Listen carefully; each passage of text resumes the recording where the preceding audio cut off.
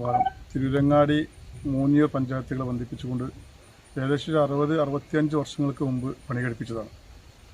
ഏറെ കാലപ്പഴക്കമുള്ള ഈ പാലം ഇന്ന് അപകടാവസ്ഥയിലായിരുന്നു. അത് ചൂണ്ടിക്കാണിച്ചുകൊണ്ട് ജനങ്ങളുടെ ആശങ്ക അറിയിച്ചുകൊണ്ട് ബന്ധപ്പെട്ട ആളുകൾക്ക് നൽകിയ നിവേദനത്തിൻ്റെ അടിസ്ഥാനത്തിൽ ഇന്ന് മഞ്ചേരിയിൽ നിന്നും തിരൂരിൽ നിന്നും പരപ്പനങ്ങാടിയിൽ നിന്നുമുള്ള PWD ബ്രിഡ്ജ് വിഭാഗത്തിൻ്റെ ഉദ്യോഗസ്ഥർ വന്ന് സ്ഥലം പരിശോധിച്ചു.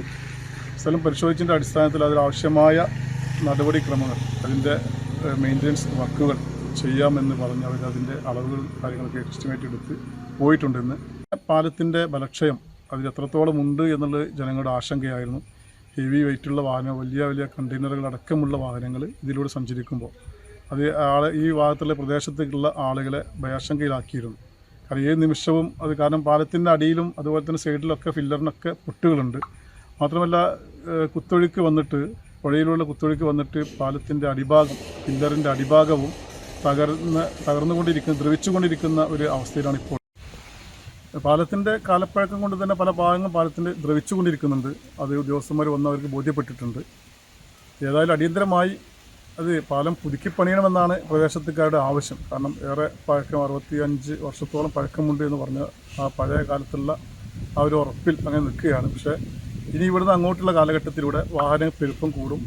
അതുപോലെ തന്നെ ഭാരമുള്ള വാഹനങ്ങൾ ഇതിലൂടെ യാത്ര കൂടുതൽ വരും. അപ്പോൾ അതൊക്കെ വരുമ്പോൾ സത്യത്തിൽ ഈ പാലത്തിന് യഥാർത്ഥത്തിൽ വരികയാണെങ്കിൽ അതിൻ്റെ ബലം കുറഞ്ഞു വരികയാണ്. ഇപ്പോൾ തന്നെ പാലത്തിൻ്റെ അടിഭാഗത്ത് ഫില്ലറിനൊക്കെ ഒരുപാട് കേടുപാടുകൾ സംഭവിച്ചിട്ടുണ്ട്. മാത്രമല്ല കൈവരി വളരെ ഉയരം കുറവാണ്. ഇപ്പോൾ അതൊന്നും കൂടി ഉയർത്തി ചെയ്യേണ്ടതുണ്ട്. അതുള്ള ജനങ്ങളുടെ ആശങ്ക പരിഹരിക്കണമെന്നാണ് പ്രധാനമായിട്ട് ഞങ്ങൾക്ക് പറയാനുള്ളത്. അതുകൊണ്ട് തന്നെയാണ് പൊതുമരാമത്ത് വകുപ്പ് മന്ത്രി, അതുപോലെ തന്നെ ചീഫ് എഞ്ചിനീയർ, എല്ലാ ആളുകൾക്കും, വാർഡ് മെമ്പർ അടക്കമുള്ള, കൗൺസിലർ അടക്കമുള്ള ആളുകൾ, ഇതിൻ്റെ ബന്ധപ്പെട്ട ആളുകളെ കണ്ടിട്ടുണ്ട്. ഞങ്ങൾ നിവേദനങ്ങൾ അയച്ചിട്ടുണ്ട്. അതിന് മന്ത്രി അതിൻ്റെ ഉദ്യോഗസ്ഥന്മാർക്ക് അതിന് നിർദ്ദേശം കൊടുത്തിട്ടുണ്ട് പരിശോധിക്കുന്നതിന് വേണ്ടി. അതിൻ്റെ അടിസ്ഥാനത്തിലാണ് കൊടുത്ത നിവേദനങ്ങൾക്ക് ഫലമായിട്ടാണ് ഇന്ന് ഉദ്യോഗസ്ഥന്മാർ, മഞ്ചേരി എക്സിക്യൂട്ടീവ് എഞ്ചിനീയറും തിരൂര് PWD അസിസ്റ്റൻറ്റ് എക്സിക്യൂട്ടീവ് എഞ്ചിനീയറും പരപ്പനങ്ങാടിയിൽ നിന്നുള്ള ഉദ്യോഗസ്ഥർ അടക്കമുള്ള 3 അംഗ സംഘം ഇന്ന് പാറക്കട പാലം സന്ദർശിച്ചു. അതിൻ്റെ പോരായ്മകൾ ബന്ധപ്പെട്ട ആളുടെ ശ്രദ്ധയിൽ എടുക്കുന്നതിന് വേണ്ടി അവർ റിപ്പോർട്ട് ചെയ്തിട്ടുണ്ട്, ചെയ്യുമെന്ന് അറിയിച്ചിട്ടുണ്ട്. ഏതായാലും ഈ കാര്യങ്ങൾ ബന്ധപ്പെട്ട MLA-മാരുടെ കൂടി ശ്രദ്ധയിൽ ഉണ്ടാവേണ്ടതുണ്ട്. പരപ്പനങ്ങാടി, തിരൂരങ്ങാടി മണ്ഡലത്തിൻ്റെയും പള്ളിക്കുന്ന് മണ്ഡലത്തിൻ്റെയും MLA-മാരുടെ അടിയന്തരമായ ശ്രദ്ധ ഈ പാറക്കട പാലത്തിലേക്ക് ഉണ്ടാവണം എന്നുകൂടി ഈ അവസരത്തിൽ അഭ്യർത്ഥിക്കുകയാണ്.